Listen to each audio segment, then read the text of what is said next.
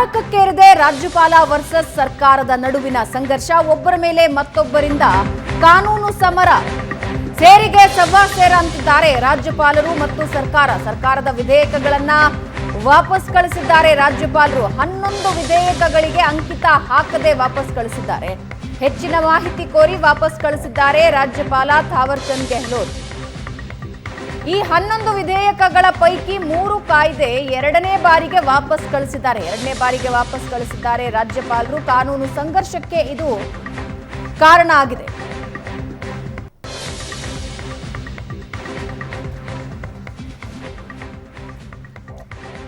ಪ್ರಶಾಂತ್, 11 ವಿಧೇಯಕಗಳು, ಅದರಲ್ಲಿ 3 ಎರಡನೇ ಬಾರಿಗೆ ವಾಪಸ್ ಕಳಿಸಿದ್ದಾರೆ. ಇದು ಮತ್ತೊಂದು ಹಂತಕ್ಕೆ ರಾಜ್ಯಪಾಲ ವರ್ಸಸ್ ರಾಜ್ಯ ಸರ್ಕಾರ ಸಂಘರ್ಷನ ಎಲಿವೇಟ್ ಮಾಡ್ತಿದೆ ಅನ್ಸುತ್ತೆ. ನೋಡಿ, ರಾಜ್ಯಪಾಲರು ವಿಧಾನಮಂಡಲದಲ್ಲಿ ಅನುಮೋದನೆ ಪಡೆದಿರತಕ್ಕಂಥ ವಿಧೇಯಕಗಳನ್ನು ವಾಪಸ್ ಕಳಿಸ್ತಕ್ಕಂಥದ್ದು ಹೊಸ ಪ್ರಕ್ರಿಯೆ ಏನಲ್ಲ. ಅನೇಕ ಬಾರಿ ರಾಜ್ಯಪಾಲರು ಅದೇ ಕೇಂದ್ರ ಮತ್ತು ರಾಜ್ಯದಲ್ಲಿ ಒಂದೇ ಸರ್ಕಾರ ಇದ್ದಾಗಲೂ ಕೂಡ ರಾಜ್ಯಪಾಲರು ವಾಪಸ್ ಕಳಿಸಿರ್ತಕ್ಕಂಥ ಉದಾಹರಣೆಗಳಿವೆ. ಕ್ಲಾರಿಫಿಕೇಶನ್ ಕೇಳಿರ್ತಾರೆ, ಕೆಲವು ಸಲಹೆಗಳನ್ನು ಕೂಡ ಕೊಟ್ಟಿರ್ತಾರೆ. ಅದು ವಾಪಸ್ ವಿಧಾನಮಂಡಲಕ್ಕೆ ಬರುತ್ತೆ, ಕೆಲ ತಿದ್ದುಪಡಿಗಳೊಂದಿಗೆ ವಾಪಸ್ ಬರುತ್ತೆ ಅಥವಾ ಅದೇ ರೀತಿಯಲ್ಲಿ ವಾಪಸ್ ಕಳಿಸಲಾಗತ್ತೆ. ಆದರೆ ಶನಿವಾರ ರಾಜ್ಯಪಾಲ ಥಾವರ್ ಚಂದ್ ಗೆಹ್ಲೋಟ್ ಸ್ಯಾಂಕ್ಷನ್ ಆಫ್ ಇನ್ವೆಸ್ಟಿಗೇಷನನ್ನು ಮುಖ್ಯಮಂತ್ರಿಗಳ ವಿರುದ್ಧ ಕೊಟ್ಟ ನಂತರ ಕಾಂಗ್ರೆಸ್ ಮತ್ತು BJPಯ ನಡುವೆ ಒಂದು ರೀತಿ, ಅದರಲ್ಲಿ JDS ಕೂಡ ಇದೆ, ಒಂದು ರೀತಿಯಾಗಿರ್ತಕ್ಕಂಥ ಪೊಲಿಟಿಕಲ್ ಫೈಟ್ ನಡೀತಾ ಇದೆ. ನೇರವಾಗಿ ರಾಜ್ಯಪಾಲರ ವಿರುದ್ಧ ರಾಜ್ಯ ಸರ್ಕಾರ ಕ್ಯಾಬಿನೆಟ್ನಲ್ಲಿ ನಿರ್ಣಯವನ್ನು ತೆಗೆದುಕೊಂಡಿದ್ದನ್ನು ಕೂಡ ನಾವು ನೋಡಿದ್ದೀವಿ. ಒಂದು ರೀತಿಯ ಕಾನ್ಸ್ಟಿಟ್ಯೂಷನಲ್ ಫೈಟ್ ನಡೀತಾ ಇದೆ.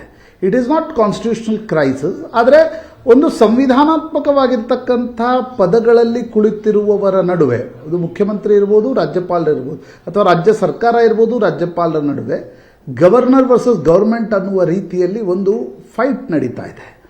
ಆ ಸಂದರ್ಭದಲ್ಲಿ ರಾಜ್ಯಪಾಲರು ವಿಧೇಯಕಗಳನ್ನು ವಾಪಸ್ ಕಳಿಸಿರ್ತಕ್ಕಂಥದ್ದು ಸಾಕಷ್ಟು ಚರ್ಚೆಗೆ ಗ್ರಾಸ ಆಗಿದೆ. ನೋಡಿ, ರಾಜ್ಯಪಾಲರು ಕಾನ್ಸ್ಟಿಟ್ಯೂಷನಲ್ ಹೆಡ್ ಇರ್ತಾರೆ. ಯಾವುದೇ ರಾಜ್ಯ ಸರ್ಕಾರ ವಿಧಾನಮಂಡಲದಲ್ಲಿ ತೆಗೆದುಕೊಂಡಿರ್ತಕ್ಕಂಥ ಏನೊಂದು ನಿರ್ಣಯಗಳಿರ್ತವೆ ಅವುಗಳನ್ನು ವಾಪಸ್ ಕಳಿಸ್ತಕ್ಕಂಥ ಅಧಿಕಾರ ರಾಜ್ಯಪಾಲರಿಗಿದೆ. ಆದರೆ ಕಳೆದ ವರ್ಷ ಸುಪ್ರೀಂ ಕೋರ್ಟ್ ಕೆಲವು ಮಾರ್ಗದರ್ಶಿ ಸೂತ್ರಗಳನ್ನು ರಾಜ್ಯಪಾಲರಿಗೆ ಲೇಟ್ ಡೌನ್ ಮಾಡಿದೆ. ಯಾವಾಗ ಪಂಜಾಬ್ ಸರ್ಕಾರ, ಭಗವಂತ್ ಮಾನ್ ಅವರ ಸರ್ಕಾರ ಸುಪ್ರೀಂ ಕೋರ್ಟ್ ಹೋಯಿತು, ಅಲ್ಲಿನ ರಾಜ್ಯಪಾಲರು ವಿಧೇಯಕಗಳನ್ನು ಯಾವುದೇ ಕಾರಣ ನೀಡದೆ ಇಟ್ಟುಕೊಂಡು ಒಂದೂವರೆ ವರ್ಷಗಳ ಕಾಲ ಯಾವುದೇ ನಿರ್ಣಯಗಳನ್ನು ತೆಗೆದುಕೊಳ್ತಾ ಇಲ್ಲ ಅಂತ ಪಂಜಾಬ್ ಸರ್ಕಾರ ಸುಪ್ರೀಂ ಕೋರ್ಟ್ ಹೋಯಿತು. ಅದೇ ಸಂದರ್ಭದಲ್ಲಿ ತಮಿಳುನಾಡಿನ ಸರ್ಕಾರ, ಅಲ್ಲಿನ ರಾಜ್ಯಪಾಲ ರವಿ ಏನಿದ್ರು, ಅವರು ಸುಮಾರು 8 ವಿಧೇಯಕಗಳನ್ನು ವಾಪಸ್ ಕಳಿಸ್ತಿದ್ದಾರೆ ಅಂತಕ್ಕಂಥದ್ದು ತಮಿಳುನಾಡು ಸರ್ಕಾರದ ಒಂದು ಆಕ್ರೋಶಕ್ಕೂ ಕೂಡ ಕಾರಣ ಆಗಿತ್ತು. ಹೀಗಾಗಿ ಪಂಜಾಬ್ ವರ್ಸಸ್ ಗವರ್ನರ್ ಪ್ರಕರಣ ಸುಪ್ರೀಂ ಕೋರ್ಟ್ಗೆ ತಲುಪಿದಾಗ ಸುಪ್ರೀಂ ಕೋರ್ಟ್ ಏನು ಹೇಳಿತು, ರಾಜ್ಯಪಾಲರಿಗೆ ಆರ್ಟಿಕಲ್ 200 ಪ್ರಕಾರ, ಸಂವಿಧಾನದ 200ನೇ ವಿಧಿಯ ಪ್ರಕಾರ ರಾಜ್ಯಪಾಲರು ಯಾವಾಗ ವಿಧಾನಮಂಡಲ ಅನುಮೋದನೆ ನೀಡಿ ಅದು ಬಿಲ್ ಕಾನೂನಾಗಲಿಕ್ಕೆ ರಾಜ್ಯಪಾಲರ ಅಂಕಿತಕ್ಕೆ ಬರುತ್ತೋ ಆಗ ರಾಜ್ಯಪಾಲರು ತಮ್ಮ ಬಳಿ ಇಟ್ಟುಕೊಳ್ಳದೆ ಆ ಬಿಲ್ಲನ್ನು ಪರಿಶೀಲಿಸಿ ಅದನ್ನು ವಾಪಸ್ ವಿಧಾನಮಂಡಲಕ್ಕೆ ಕಳಿಸಬೇಕು.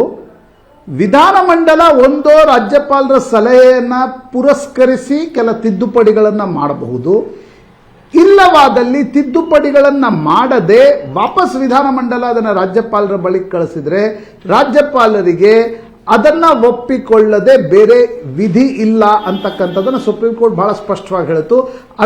ಅದರ ಇಡೀ ಒಂದು ತಿರುಳು ಏನಂತಂದರೆ, ವಿಧಾನಮಂಡಲದಲ್ಲಿ ಕುಳಿತಿರ್ತಕ್ಕಂಥ ಶಾಸಕರು ಮತ್ತು ಸರ್ಕಾರ ಅದು ಚುನಾಯಿತ ಸರ್ಕಾರ ಆಗಿರುತ್ತೆ.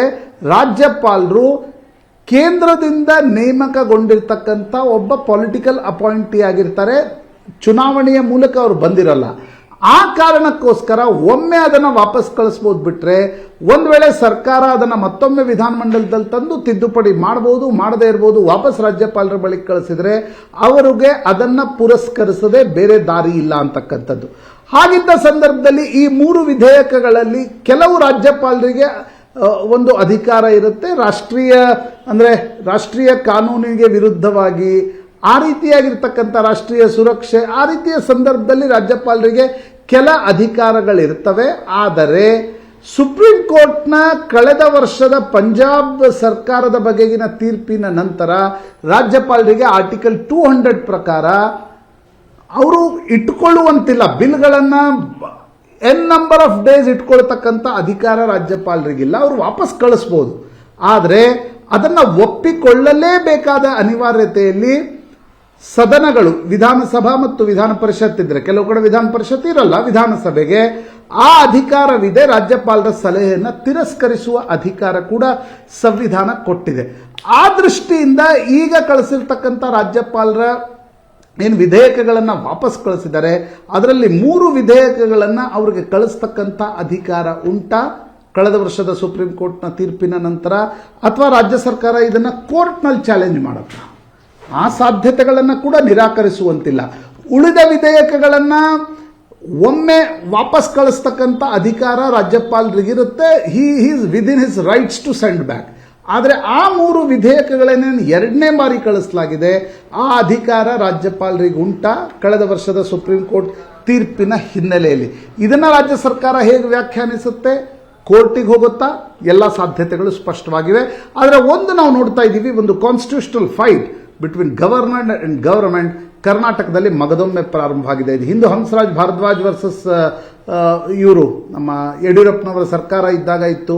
ಹಿಂದೆ ವೆಂಕಟಸುಬ್ಬಯ್ಯ ರಾಜ್ಯಪಾಲರಾಗಿದ್ದಾಗ ಕರ್ನಾಟಕದ ಇಡೀ ಒಂದು ರಾಜ್ಯಪಾಲರ ತೀರ್ಮಾನ ಏನಿತ್ತು, ತಾವೇ ತಲೆ ಎಣಿಸಿ 89ರಲ್ಲಿ ಸರ್ಕಾರ ಬೆಳೆಸಿರ್ತಕ್ಕಂಥ ಕ್ರಮವೇ ಮುಂದೆ ಬೊಮ್ಮಾಯಿ ಜಡ್ಜ್ಮೆಂಟ್ಗೆ ಕಾರಣ ಆಯಿತು.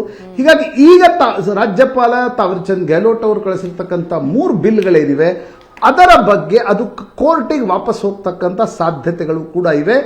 ಕರ್ನಾಟಕ ಸರ್ಕಾರ ಅದರ ಬಗ್ಗೆ ಏನು ತೀರ್ಮಾನ ತೆಗೆದುಕೊಳ್ಳುತ್ತೆ ನೋಡಬೇಕು. ಭಾವನಾ. ರೈಟ್ ವಾಪಸ್ ಬರ್ತೀನಿ ಪ್ರಶಾಂತ್.